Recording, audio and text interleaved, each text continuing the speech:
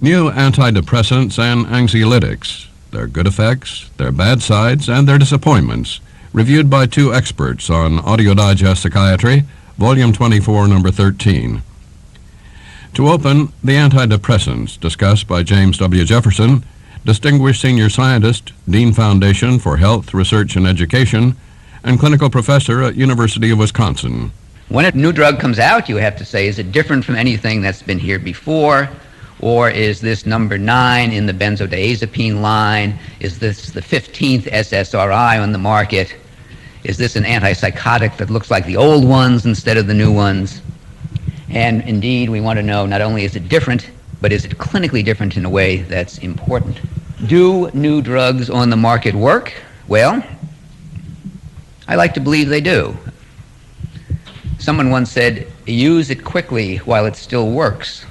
But I suspect there's enough testing with the FDA that goes on to ensure efficacy for almost all the products. Does it work faster? Well, we'll address that issue in a few minutes. Are there selective advantages? Can we subtype depression in clinical or biochemical ways that would allow us to select a particular drug for a particular patient and guarantee efficacy as opposed to reaching into the grab bag and picking up a particular drug? Is it better tolerated, and is it less toxic? And we are fortunate that every new drug, except in the area of antipsychotics, of course, seems to be better tolerated and less toxic than the conventional older antidepressants. Now, let me begin by engaging us in what I've titled the battle of the SSRIs, since they represent really the first newer class of drugs. And I'm going to cover them fairly quickly in terms of name recognition. Now, I realize that some of you will be tempted to jump up and yell and cheer your favorite SSRI, but I merely want to present to you the fact that we have, beginning in 1988, fluoxetine on the market, followed several years later by sertraline or Zoloft, the next year by Paxil or paroxetine, and in 1995 by fluvoxamine or Luvox, which is marketed in this country not for the treatment of depression, but for the treatment of obsessive-compulsive disorder. So there are at least 4 products available right now, and they all are effective antidepressants. Are the SSRIs heterocyclics? And furthermore, what is a heterocyclic? This is a commonly used term among individuals who talk about antidepressant drugs. Now, let me give you first the definition of a heterocyclic. They are ring compounds. They have at least one atom in the nucleus that is different from carbon. That's the chemist's definition of a heterocyclic. Some of the tricyclic antidepressants turn out to be heterocyclic compounds, such as desipramine with a nitrogen or imipramine with a nitrogen. And other tricyclics are not. Other tricyclics we would call homocyclics, and they're all carbon in the nucleus. Nortriptyline, amitriptyline would be the same, and you start to get the sense that this term does not have a lot of meaning. And indeed, it turns out that there is only one heterocyclic SSRI, and that happens to be paroxetine because there's a nitrogen stuck in and a few oxygens in the ring structures. Otherwise, if you look at the rings, they're all carbon. So these are non-heterocyclic, non-tricyclic drugs. The neuropharmacology of the antidepressants is fascinating, somewhat terrifying as you dive into this struggle in terms of which drug is more potent, which drug is more selective about affecting serotonin, norepinephrine, dopamine, postsynaptic receptors. And rather than going through the various subtle differences among these drugs today, suffice it to say that as far as I can tell, there have been no direct applications of uptake blockade potency to clinical efficacy of these drugs. So I'm sparing you from that trip through the synapse. And clinically speaking, the SSRIs certainly seem to be drugs that have useful applications beyond the area of depression. So they are indeed broad-spectrum medications that, because of their initial testing, are labeled antidepressants, but they are certainly anti-many other conditions, which is very, very good for society. Perhaps this has become overdone because of the suggestion that an SSRI can remove the smallest flaw in a person's personality. And I would shudder to do urine testing on the audience to see how many people are taking an SSRI right now just to smooth the rough edges. Well, are there clinically important differences among these drugs? To summarize the long and short of half-life, the antidepressants currently available range from fluoxetine and its active metabolite with extremely long half-lives, which means once the drug builds slowly up in the body to a steady state blood level, it's there. And once you stop the drug, it's there. And when you come back in a week or so, a lot of it's there. And that may be good in terms of patients who are poorly compliant with daily dosing. It may be bad in terms of switching a patient to another medication in terms of the extended potential for drug interactions. And if you go down to the bottom of the list, you see nifazodone or Cerazone, which is now the short half-life winner of 2 to 4 hours. Now this has the advantage, of course, of disappearing quickly when it's discontinued in situations where there's side effects or one wants to switch to another drug that might interact adversely.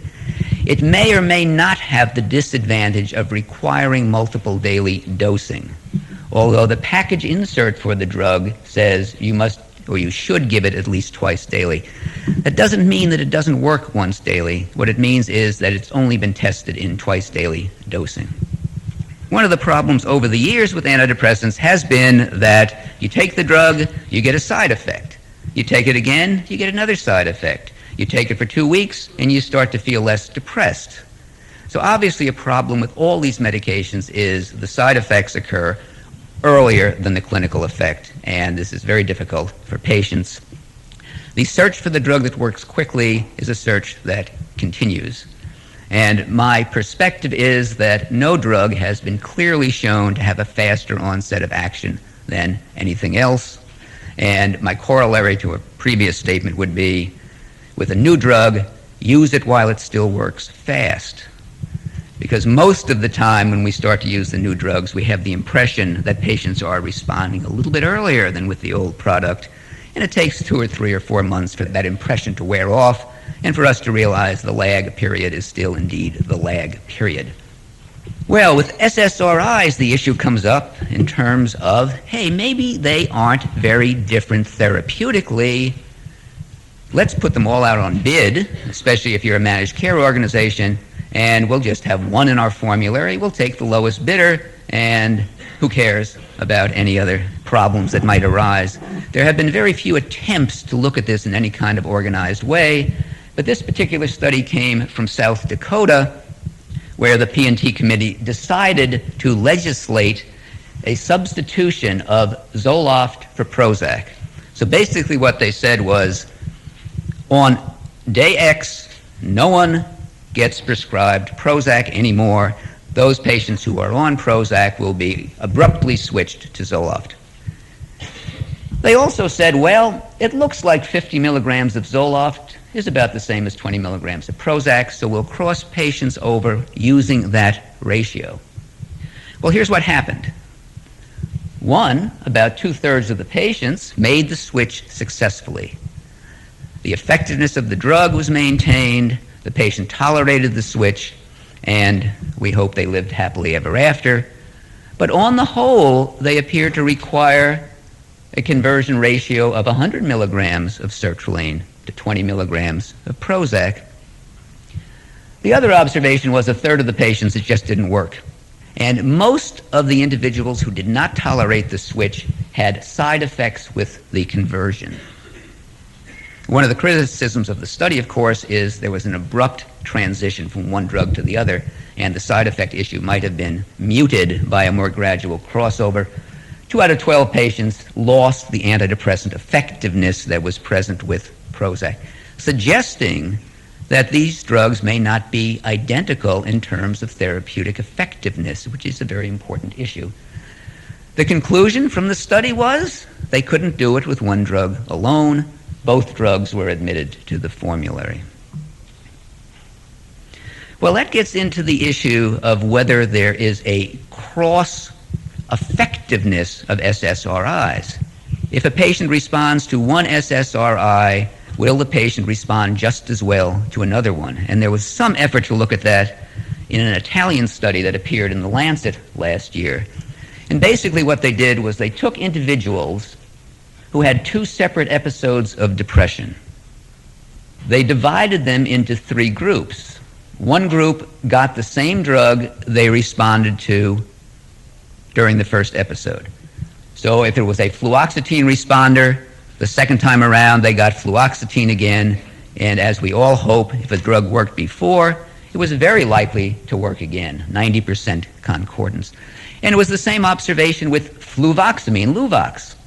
You get it once, it works. You get it again, and it works almost all the time. But what they did find when they crossed the individuals over to a different drug, the outcome was not as good. So the crossover presented a 53% response rate, suggesting that SSRIs are not the same in terms of their effectiveness. And that brings up the very interesting issue of if one SSRI does not work, should you try another SSRI? And the answer seems to be sure. Now, exactly when you try another SSRI in your treatment regimen is open to question, but it looks as though a failure to respond to one will not predict a failure to respond to another.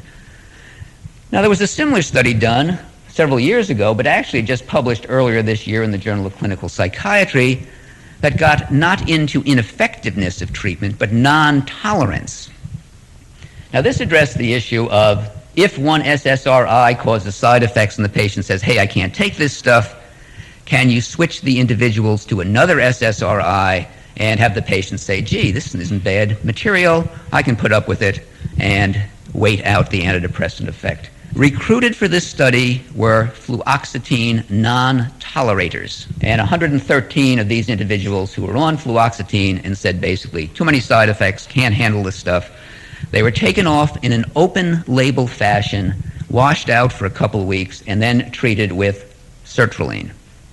And what happened was the classic antidepressant response rate was there. About 70% of patients improved on the drug, and interestingly, only about 10% dropped out on the second SSRI, suggesting that if one is bad, another may not be bad. Now, does this suggest that lots of people do not tolerate Prozac and lots of people do tolerate Zoloft? And I don't think this study supports that conclusion. So let's look at some of the questions. Do we know whether or not sertraline is better tolerated than fluoxetine? Well, all we know is in fluoxetine non-tolerators it may be, but we don't know whether or not there is a difference between these two drugs in the general population. I doubt it. And in fact, the small studies that have compared the two drugs suggest that side effects arise about the same with both of them. The study did not address the issue of what do you do if you have non-tolerators of sertraline? Would they tolerate being switched to fluoxetine? And I suspect a lot of them would. Would fluoxetine non-tolerators tolerate fluoxetine? If you went back and you looked at these patients and said, well, maybe you need a little bit lower dose, or maybe you need a touch-up with an additional drug for a few weeks, or maybe I pushed the dose up too rapidly, I suspect a lot of those patients were actually turn out to be tolerators of the drug they were on initially. Does failure to tolerate one SSRI predict failure to tolerate another? That's the most important message, and the answer to that is no. Well, are there any side effects from these pills other than bankruptcy? But I can present to you now the over-the-counter costs from Walgreens in Madison, Wisconsin. These were compiled by Dr. Katzelnick yesterday, as far as I know. How much does it cost for an average therapeutic dose of the newer antidepressants retail? There's a range of $50, perhaps up to somewhere in the 60s or low 70s.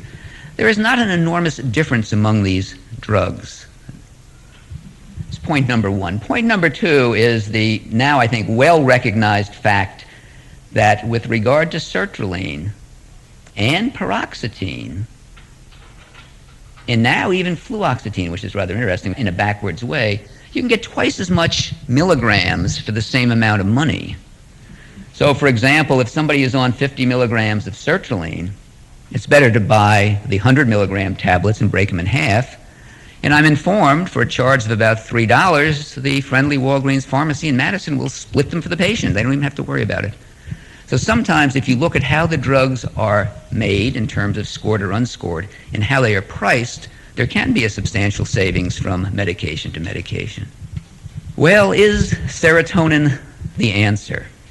It may not be the full answer to antidepressant effect, at least serotonin uptake blockade. I'll mention a drug called tianeptine, which is marketed in France and has been shown to be as effective as active antidepressants and more effective than placebo. It does not block serotonin uptake. It actually facilitates serotonin uptake. So it does in the synapse the exact opposite of what SSRIs do, yet it's an effective antidepressant. And then, of course, the other answer to the serotonin question is the well-known Wellbutrin or bupropion, a drug that literally does nothing to serotonin and for many years was thought to do nothing to any neurotransmitter. But it turns out now that the answer to why bupropion is an effective antidepressant seems to lie in the area of norepinephrine. Now, I say seems to because nobody really knows how any of these drugs work. But clinicians like to have a line or two they can give to patients who are wondering why you're putting them on a particular medication. And the answer now to bupropion is no longer beats me, but I think it works. The answer now is the metabolite, the hydroxy metabolite, known as 306U73, which is named after actually a World War II submarine, as far as I can tell. There's some interesting observations. One is that the blood levels of the metabolite, which appear almost immediately after dosing, are anywhere from 20 to 100 times higher than the parent compound. So there's a lot of the metabolite floating around. And the metabolite seems to have a differentially selective effect on norepinephrine as opposed to dopamine. It's a weak, but probably fairly potent at high blood level, blocker of norepinephrine uptake, which in turn downregulates the locus ceruleus. You get decreased firing rates of norepinephrine but not dopamine neurons, and hence this drug is now known as a noradrenergic antidepressant. It's also known as a noradrenergic antidepressant that has been associated with a risk of seizures, which has, of course, been problematic for the development of the compound. A couple points about seizure risks and antidepressants. One is that overall, especially compared to a drug like clozapine, antidepressants aren't much of a problem in terms of seizures. So at therapeutic levels, all antidepressants have a low seizure risk. There does appear to be a difference within the low risk with regard to certain antidepressants. Tricyclics, bupropion, meprotylene, luteomil, are in the range of 0.3 to 0.6%. The SSRIs, trazodone and probably nifazodone, have been reported to be in the range of 0.2%. And this is clearly obvious in overdose cases. You tend to see, with the drugs in this cluster, probably a 33% incidence of grand mal seizures with serious overdoses. Seizures are quite uncommon with overdoses of the other drugs. Now, bupropion SR, if we're talking about the beyonds, this is a semi-different drug that is at the FDA hoping to get labeled one of these days. This is a slow-release preparation of bupropion, which means the blood levels go up less high with a particular dose, and there does appear to be, based on clinical trials, a low risk of seizures. The figures were 0.08% seizure risk in 3,000 plus patients who received the drug. Bear in mind that those 3,000 plus patients were carefully screened to eliminate high seizure risk patients. If this drug is improved, it should provide a bupropion that can be given perhaps once daily and would make it an easier drug then to use. Well, here is the SNRI, selective norepinephrine reuptake inhibitor, Effexor, venlafaxine, a non-SSRI. What does it do? Well, here is a quote I came across in International Clinical Psychopharmacology, which is a rather intriguing suggestion. Venlafaxine, with its dual action, norepinephrine and serotonin, might be expected to elicit a stronger antidepressant response than more selectively active compounds. I didn't say that, just a quote. The suggestion is, hey, this may be more effective as an antidepressant. Is it? There's only one person in the back nodding, and that's the representative from... However, let me take out of context a study that addresses a broader issue. The broader issue is whether or not the more selective antidepressants, such as SSRIs, are as effective for severe melancholic depression. This particular study, which compared venlafaxine to fluoxetine in melancholic depressed inpatients, found a more favorable response to venlafaxine at 4 and 6 weeks than to fluoxetine. I don't mean to suggest that this is a more effective drug, but merely to point out the issue of whether or not newer drugs are as effective as other drugs in terms of this particular population. Finally, among the antidepressants, venlafaxine has more of a reputation for the side effect of increasing blood pressure in a dose-dependent fashion than other antidepressants. This does not mean that an increase in blood pressure does not ever occur with any other antidepressant, because it certainly has been described with tricyclics and it has been described with bupropion. But this is the only drug whose package insert recommends periodic monitoring of blood pressure, which of course is very good because it makes psychiatrists feel like real doctors. Finally, 1995, we have Serzone or nefazodone, the most recently introduced antidepressant. This is a trazodone-like drug in terms of its general categorization, a phenylpiperazine medication. It is an antagonist of the 5-HT2 receptor, and it is an uptake blocker of serotonin and to a lesser extent norepinephrine. So it appears to have a somewhat different putative mechanism of action from the SSRIs. It was recommended for marketing by the Psychopharm Advisory Committee of the FDA in July 1993, and to give you some idea that lag time does not just refer to onset of antidepressant action, it also refers to how long it takes the FDA to make the final decision. Nefazodone is not without side effects. I encourage you all to read the package inserts of these newer drugs because they're very educational. Dry mouth, dizziness, somnolence, nausea, lightheadedness, asthenia, great side effect to get because it sounds so sophisticated. Constipation in a drug that is not anticholinergic, and a 6% incidence of blurred vision.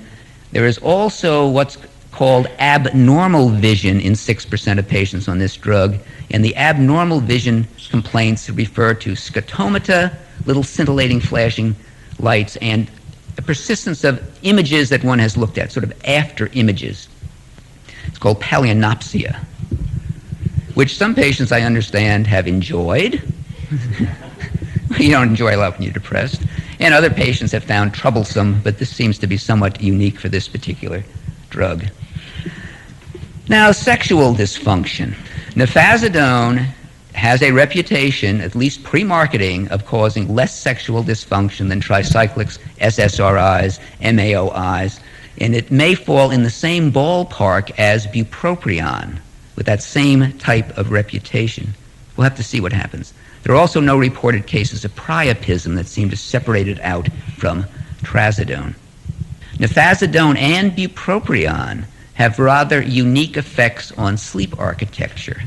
They have both been described, at least in some studies, as increasing rapid eye movement sleep rather than decreasing it, as do most other antidepressants, and whether there's some link between the sleep profile and the reduced likelihood of sexual dysfunction remains to be seen. The data for bupropion in sexual dysfunction are reasonably good, the fact that it causes less. This is Walker's study that took 31 men and women who had delayed orgasm or anorgasmia on fluoxetine and crossed them to bupropion. None of them got worse.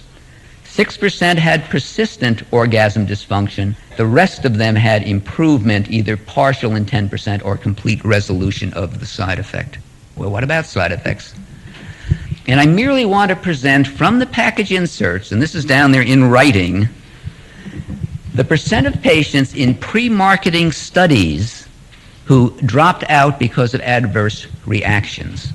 The sample sizes are generous, over 1,000 in every group, and the dropout rate ranges from 10% with bupropion to 22% with fluvoxamine, Luvox. Bear in mind that this does not mean that the drug at the top causes fewer side effects than the drug at the bottom, because these were different studies, but it gives you a range of likelihood of problems. The other interesting observation tucked in here is that nasty, dirty, side effect-laden clomipramine or anafranil, and lo and behold, the dropouts on anafranil pre-marketing were right in the ballpark with many of these newer and less troublesome drugs. Final area I want to address is at least get you a bit interested in the complex area of drug interactions, because they are literally everywhere in terms of the pills you pop, the foods you eat, and who knows, probably the air you breathe. The cytochrome P450 system has this wonderful name. It's a superfamily of heme-containing monooxygenases. Remember that. Patient, I don't know, I'm going to put you on a drug that has some interesting effects on the heme-containing monooxygenases of your body. Oh, thank God, doctor. Anyway, the history of these enzymes goes back probably billions of years, and it's speculated that the plant-animal warfare hypothesis accounts for the evolution of enzymes in the bodies of animals.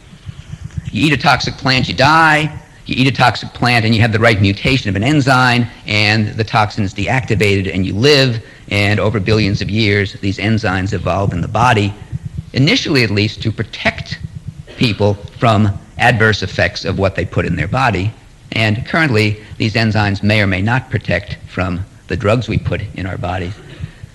Over 200 genes have been identified now in plants and animals. Each gene determines a particular enzyme. Dr. Jefferson's remarks continue on Side B. Side B, Audio Digest Psychiatry, Volume 24, Number 13, returns to James W. Jefferson on the new antidepressants. So it's an incredibly complicated system, but if you happen to be in the mental health area, all you have to do is keep in mind 4 of the cytochrome P450s. And they're called CYP, meaning cytochrome P450. They're divided into families. Each family is divided into a subfamily, and each subfamily is divided into a separate set of enzymes, each of which is formed by its own little gene. So you'll hear terms like CYP1A2, CYP2C, 2D6, 3A4, and that's about all you have to keep in mind.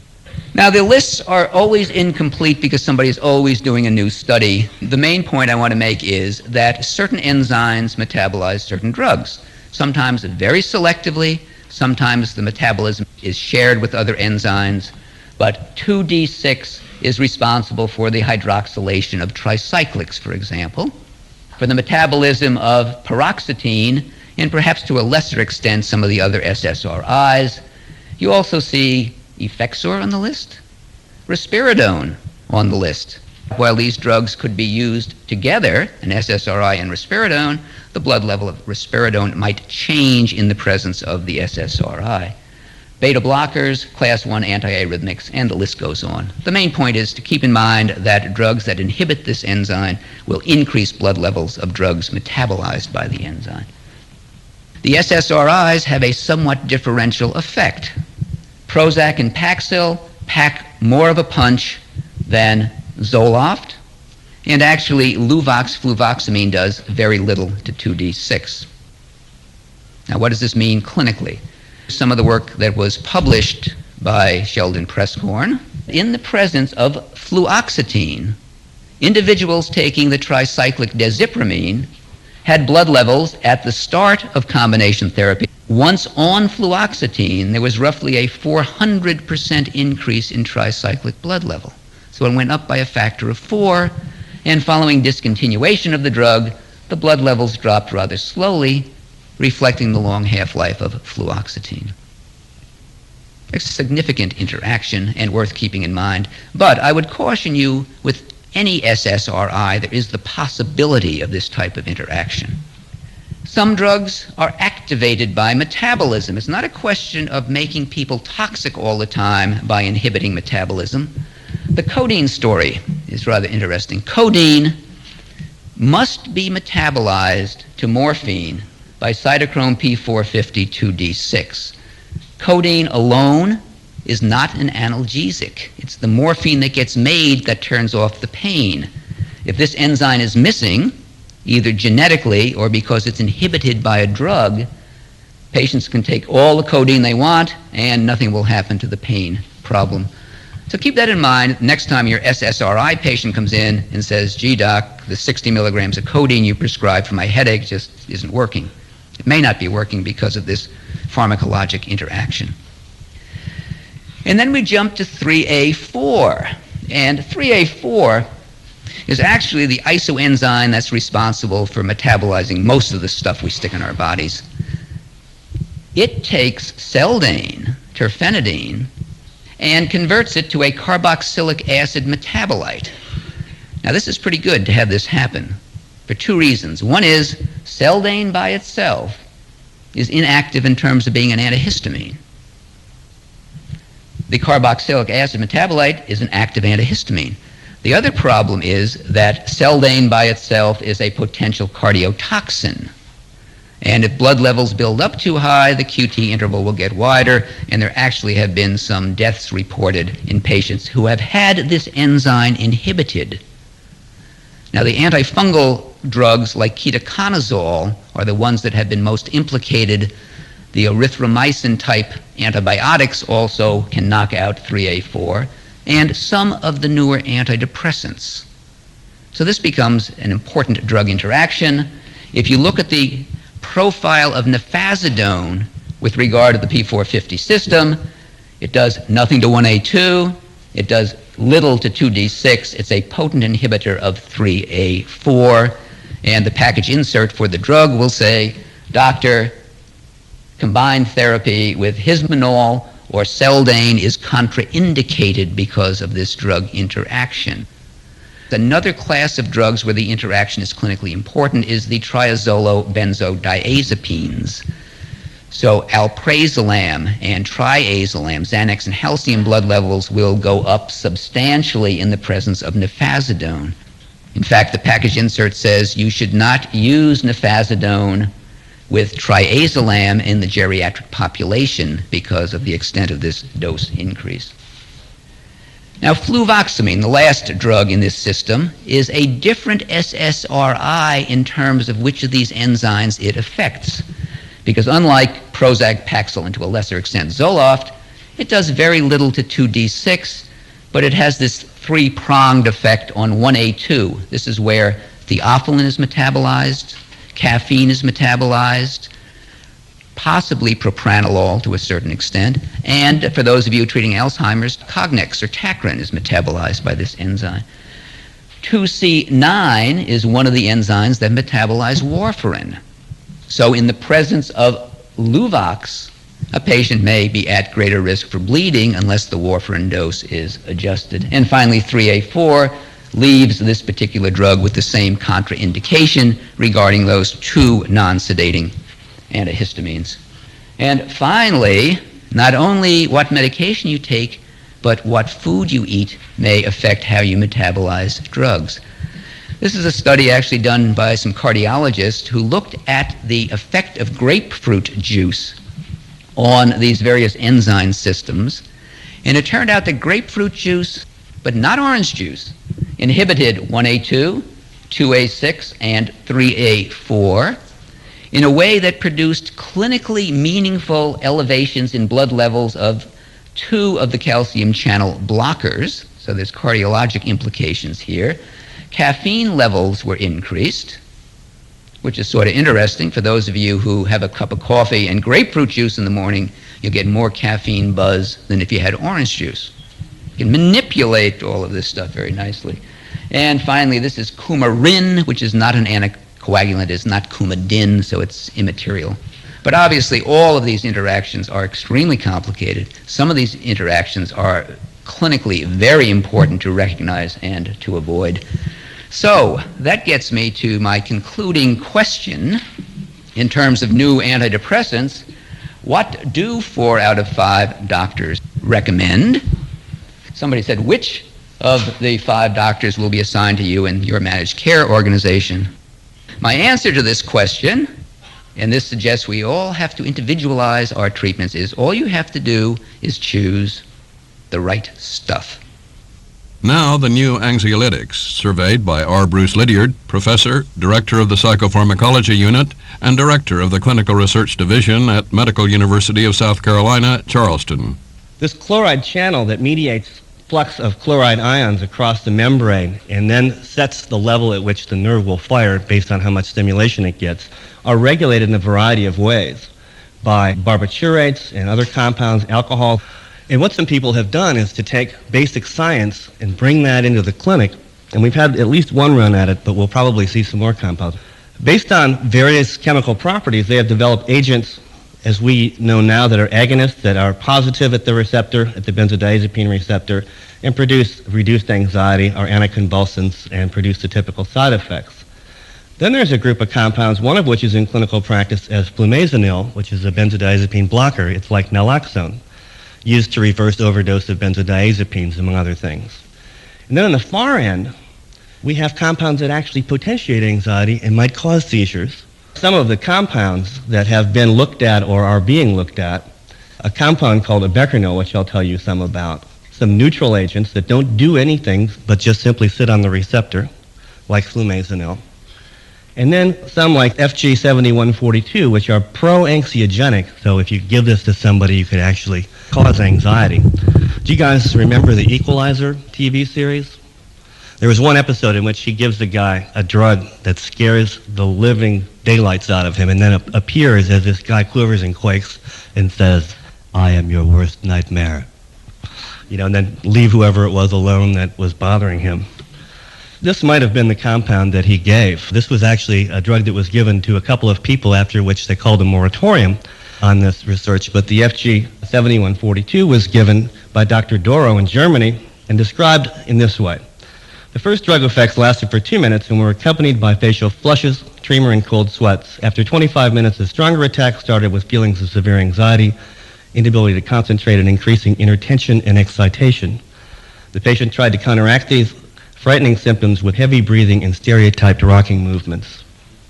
At times expressing himself in terse phrases, he was fully conscious and coherent in thought and speech. He later described his sensations as an impending fear of death or annihilation.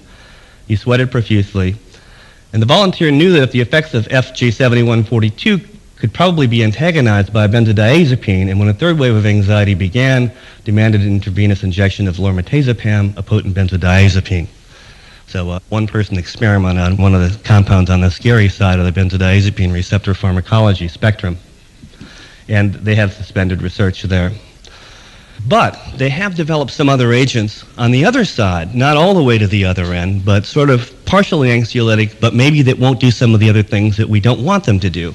One is alpidem, which has been studied in anxiety disorders in Europe. It's a partial benzodiazepine agonist, which does have a favorable side effects profile and looks as though it is likely to be an effective anxiolytic, not yet available in the United States. Another one that was looked at, abecanol, is another one in the family of partial benzodiazepine agonists. Imidazopyridine.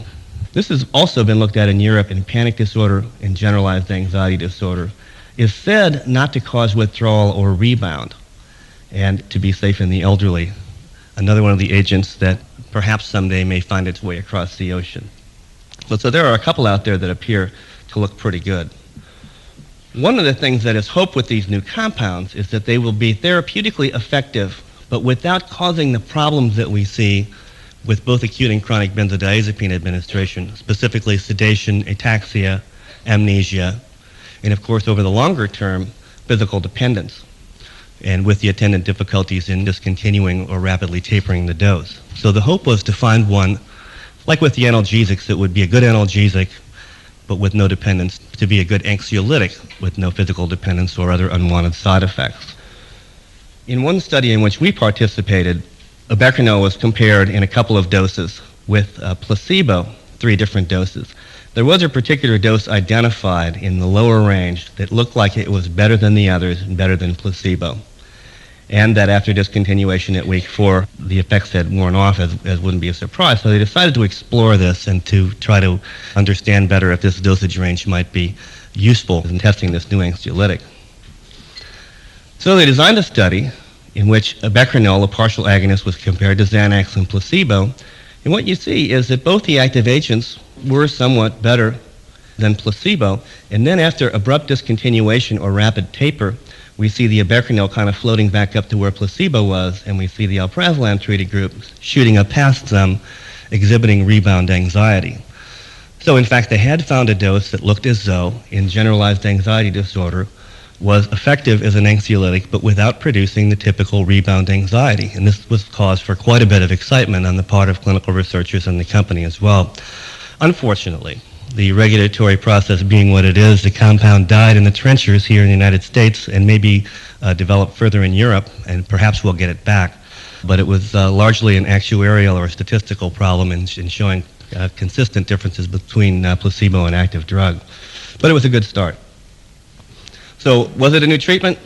If we used it in high doses, it looked more like a regular benzodiazepine with even more side effects. But in the lower dose range, it looked as though it had some distinct advantages in terms of being effective and without significant withdrawal symptoms. So hopefully a cousin will come along that we can develop and add to our armamentarium. Some people are probably born 5, 10, 15 milligrams of endogenous diazepam or alprazolam short and are catastrophic thinkers at baseline as a part of their biological disposition and may well need long-term treatment with these newer agents. Moving over to the serotonin drugs, there are a variety of areas in which serotonin-type drugs can interact. We have the autoreceptors, presynaptic and postsynaptic 5-HT1A subtype, which shuts off release of serotonin. We have uptake inhibitors. We have a variety of postsynaptic receptors, and I'll be talking about 5-HT1A a little bit, 5-HT2, 5-HT3, and 5-HT4. Agents that interact with the 5-HT1A receptor, typically partial agonists, these agents are anxiolytics, may have some other effects, perhaps anti-OCD, perhaps mood-regulating agents, perhaps anti-aggressive agents.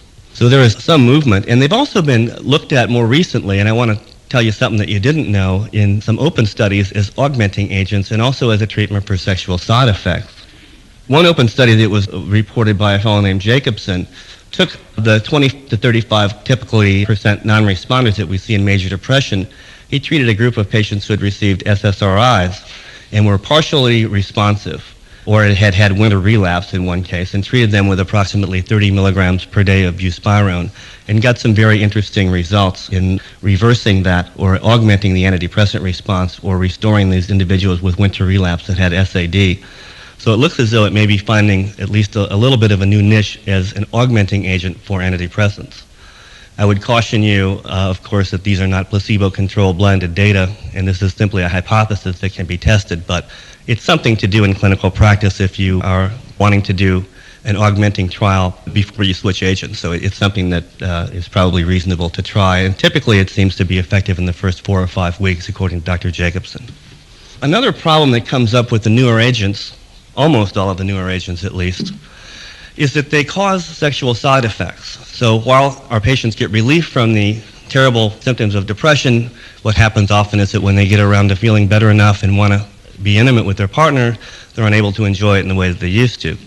Of course, we've got this clinical problem of the overlap between illness itself causing sexual dysfunction and also the treatments or the cures for these illnesses, sometimes reversing the illness but not curing that aspect of it because it causes a side effect. If you have a mutual loss of libido because both partners are taking Prozac, it's not a big deal, or one of the other SSRIs, but you rarely have therapeutic symmetry in that regard. We're finding out it's true for a number of the SSRIs that are out, although the stated incidence of sexual dysfunction in the PDR is 1.6%, overall for libido 1.9%, clinical samples would suggest that the problem is somewhat greater, and this is a little bit closer to my own clinical experience, again with most all of the agents. Perhaps not with nifazodone, but we really have to wait and see. And so it is a big problem. Jacobson also reported at a meeting recently that buspirone, starting low and then working up to 30 milligrams a day, was able to reverse in both men and women various types of sexual dysfunction that had occurred in association with SSRI treatment. So this is another potential little trick that you can try while you're trying to see if the effect will wear off over time or contemplating switching to a different agent. Moving to the 5-HT3 receptor, there is a medication that is already being used now as an antiemetic for patients who are receiving chemotherapy called ondansetron. There are some cousins in the developmental pipeline which may or may not have advantages over this one, but certainly it will increase the competition between the factions and reduce the price of all of them probably, at least as one good side effect. We have had a very good antiemetic effect, good side effects profile, again for the same reasons I think as abecronidide, because it's tough to show placebo drug differences. It was tested in GAD, looked pretty good, and then nothing much happened after that because it really wasn't all that encouraging. One successful trial in social phobia has been conducted, but also has now fallen by the wayside. But panic disorder is still alive and well, at least in terms of drug development, and ondansetron appears to be an effective anti-panic agent. This is obviously not something that is available yet for use and would be incredibly expensive if you tried to do this. But obviously they'll put it out in a more reasonable form when the time comes if things turn out to work well. Moving, I guess, backwards to the 5-HT2 receptor, there are a variety of agents that are available now or in development that are antagonists at the 5-HT2 receptor. But these agents also have anxiolytic properties as a group, and I think may show promise since there's so much comorbidity out there. If the 5-HT2 antagonists are as broadly effective as we hope they will be, they may actually allow us to do a little bit better, at least in some cases. Nifazodone, an SSRI receptor 5-HT2 antagonist type agent, so it's sort of a combination and basically is a trazodone-like agent. Some of the things these agents may be good for, of course, depression, which we already know, but as adjuncts for treating pain, as anti-migraine treatments, effective as anti-panic agents, and I understand nifazodone has been looked at with sort of marginal results in OCD, so it may not be an across-the-board thing, but it's likely that they're going to show some effect across most of the anxiety disorders at least. The recent study that was published by Carl Rickles, who was one of the people, along with Rudy Honzerk, that pointed out that imipramine is an effective treatment for generalized anxiety disorder, which is not commonly known, but also have added to our knowledge base by studying trazodone as an anti-anxiety agent or an anti-generalized anxiety agent, and found that both agents compared quite comparably with diazepam. So it looks as though these agents with 5-HT2 antagonist properties may also be effective in generalized anxiety disorder. Of course, we have to wait and see for each agent how they play out in a particular diagnostic area. This is from the Toastmasters. It's my lead into the social phobia piece here. It says, the speaker says that the mind is a wonderful thing. It starts working the minute you're born and never stops until you get up to speak in public. And so the Toastmasters have evolved on that very common human experience. It looks as though these new serotonin agents may have a distinct place in the treatment of this disorder, which is the third most common mental disorder if you believe this most recent statistics from the National Comorbidity Survey. For sure, it's a very common disorder. And we've had a remarkable era of progress in the treatment of this particular anxiety disorder over about 10 years. Now, without any question, we know that the monoamine oxidase inhibitors are very effective in the treatment of social phobia, both the generalized and the discrete subtypes. Also, the benzodiazepines, although the evidence isn't as large, it seems to be as strong. Beta blockers are still someplace in the wings. We know clinically that they seem to work very well for people such as musicians or public speaking on an as-needed basis for performance-type anxiety, at least from a clinical perspective, but that has yet to be proven beyond reasonable doubt in clinical trials. The SSRIs popped up as one potential alternative to these other treatments, both of which, at least the ones that are definitive treatments, have got distinct disadvantages, dietary restrictions and so on with the MAO inhibitors, and dependence and other toxicities with the benzodiazepines, at least potentially. So these are agents that have been reported to be or have been studied in efficacy for social phobia.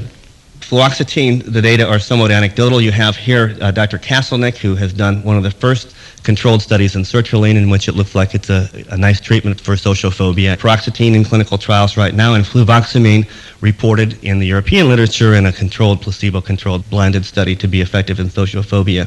Whether they're as good as the MAO inhibitors, I think, is going to require some head-to-head testing in blinded conditions, but it really looks as though this is a reasonable alternative, and in fact, it's what we do first. And then we move to the more difficult treatments if we need to.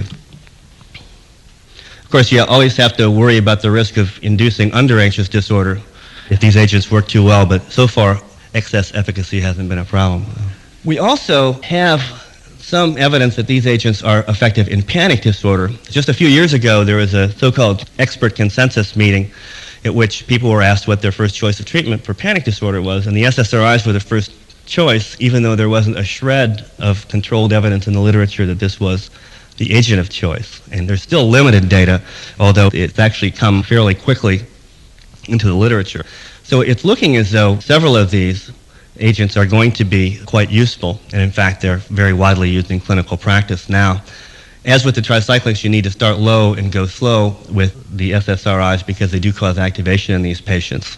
The earlier studies, now 7 years ago, earlier reports were followed by additional open reports, and now fluoxetine is in clinical trials for panic disorder. But it looked very promising. They were one of the last ones to jump on this. Paroxetine had been studied, and this was reported recently, that even in the presence of active treatment in both groups, placebo and paroxetine, with a cognitive behavioral treatment plus drug or placebo, significantly better effects from paroxetine in panic disorder than the agent that received CBT plus placebo. So that was some nice information, which is, I think, still in abstract form. Another abstract recently came out indicating that sertraline was effective against panic disorder, and there is a fixed-dose study, someplace analysis right now. And it looked as though the 100 and 200 milligram doses were more effective than placebo in this multi-center trial, but not 50. So it may be that for panic disorder, one needs to go, as apparently with depression often enough, maybe a little bit above 50 to get maximum efficacy. Sertraline also appears to have a place now. An area that I have become particularly interested in, which is a very, very common clinical problem, is when individuals have a coexisting mood disorder and anxiety disorder, which, if you look at the individuals in the United States with panic disorder, constitutes about 2/3 of that group are going to be in or at least have a major depression at some point. And we know that when these people have both, they're more resistant to treatment. They tend not to respond to any of the treatments that we know of, at least as well as individuals with panic disorder alone or depression alone. And they tend to stay sick over the longer term. So their outcome in the short and longer term is much poorer. And we have not studied them in part because the regulatory agencies drive single diagnosis investigations. But we know that comorbidity is a very common clinical situation, so we need to know a little bit more about this. What we think we know so far is that the MAO inhibitors are the best if somebody's got coexisting anxiety and depression. But these are not easy medicines to take over the longer term, and people are reluctant both to prescribe them and to take them. Atypical depression is another condition with hypersomnia, hyperphagia, rejection sensitivity. Actually, that's part of what started the social phobia investigation with the MAO inhibitors, but appear to be clearly preferentially responsive to the MAO inhibitors as opposed to the tricyclics. And we've got a hint, a whiff from the literature that they may be superior in people who have panic plus depression. We're in our 4th round now of trying to obtain funding, and we're moving in the right direction, to compare imipramine, phenelzine, and paroxetine because there was enough data for this one at the time we were putting the grant in to do the at least hopefully definitive study to compare an SSRI, an MAO inhibitor, and a tricyclic in patients with coexisting panic and depression. And in the data that we have so far, something like 35 people or so, we're getting a 50% response rate altogether, which isn't that great, although we got some placebo in there. But it looks as though it is in fact a resistant disorder, and we're being fairly aggressive with our study. So we'll have some more information, at least in a couple of years, both in terms of the 12-week response, and for those people who respond, we'll carry them out over another 9 months to see how these treatments work over the longer term. But this is and remains a big clinical problem in terms of the optimal treatment. One study, also in abstract form, has compared in an incredibly small number of patients total, divided into 3 groups, nifazodone 500 against imipramine 250 of individuals who had both depression and panic disorder. Both drugs were better than placebo, and in this particular study it looked like nifazodone was superior, although not described in any detail, to the imipramine. So we have to see how this plays out when we see the full publication. But this is another hint that the 5-HT2 antagonist type drugs may have some clinical benefit, but it really does have to be studied. Thank you, gentlemen. Dr. Lydlard's review continues on your next issue of Audio Digest Psychiatry, produced twice each month by the Audio Digest Foundation, a nonprofit subsidiary of the California Medical Association. This tape is copyright 1995.